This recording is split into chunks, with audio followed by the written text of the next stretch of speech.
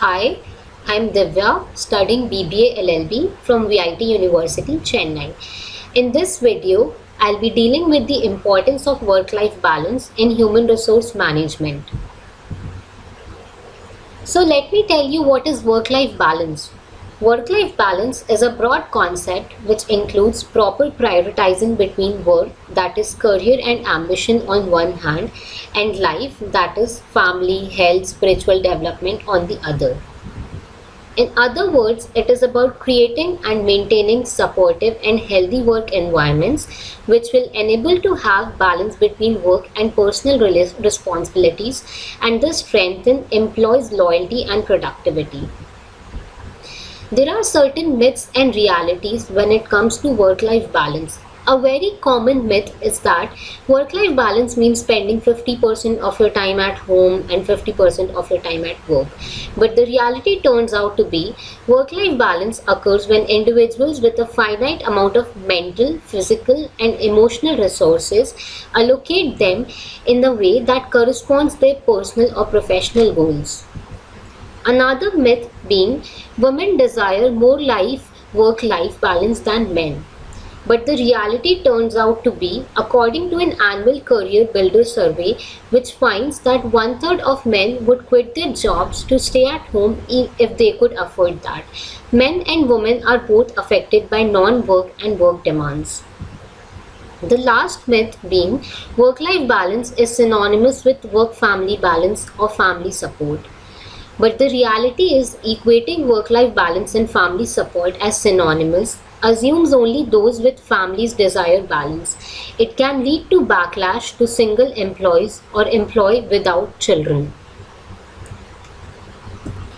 So, what could be the reason for imbalance? There are major 5 reasons for such imbalance. The first one is competition. As we see, the competition is increasing day by day between the companies. So indirectly, the pressure and the burden of work is coming upon the employees, which leads to imbalance. Individual career ambition. Each individual has his own ambition to fulfill in his life. To achieve such career ambition, he needs to work hard, which causes imbalance between his work and life. Global economy, long working hours. Due to globalization in the private sector, the competition has become strong. Each employee has to connect with the employee working abroad. This leads to more stress as they have to sit inside the office for long and continuous working hours. A recent research says that more than 60% respondents are not able to find a balance between their personal and professional life. And also according to our traditional thinking, which leads to more stress and lack of concentration in work, hence leading to greater absenteeism and increase in attrition rate. There are solutions by HR and management to work-life balance. The major 3 solutions given by HR are on-the-job training. The HR department must conduct surveys of employees who are working in the organization. The survey should be about the work-life issues they are facing every day. They should also conduct seminars on work-life balance. As I said earlier, prioritizing the work. Every employee should set priority for all the work, and the train line managers should recognize the signs of overwork. Making work more flexible, that is flex time. Making the working hours of employees more flexible. They should not be made to work for 8 to 10 hours continuously without a break. They should be given sufficient break from work. Job sharing. This means sharing the work amongst the employees. This not only helps the employees to finish the work on time, but also reduces the burden on individual employee.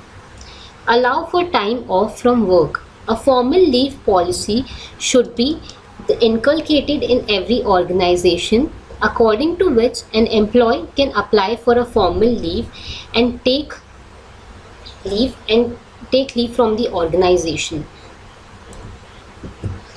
Allow for time off from work. According to this, a policy regarding formal leave should be there under which an employee should be allowed to take a formal leave by following the procedure directed in the policy, and also it should allow employees to take leave for community service. The HR and the management plays a very vital role. As we all know, the human resource management is the most versatile element of the organization.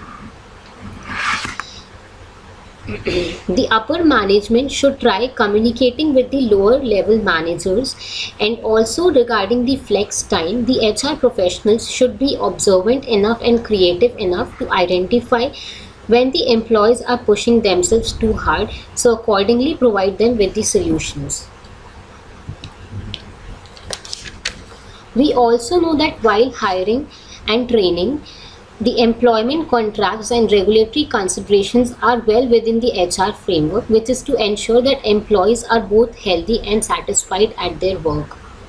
Now, the benefits from work-life balance are both organizational benefits and individual benefits. The organizational benefits are, it leads to measured increase in productivity and accountability of the employees, and it also leads to greater employees' commitment towards their work. It leads to better teamwork and communication among the employees and between the management. It improves the employees' morale. It leads to less negativity in the organization. It reduces the organizational stress. Coming to the individual benefits, more value and balance in daily life. It leads to better understanding of work-life balance. It helps in increasing productivity of the employee. The employees on the job and off the job relationship is also enhanced, and it also helps in reducing stress. I would like to conclude my presentation with a small quote. Life is all about balance. Too much and too little can kill. The best way to balance life is by setting your boundaries and learning to say enough.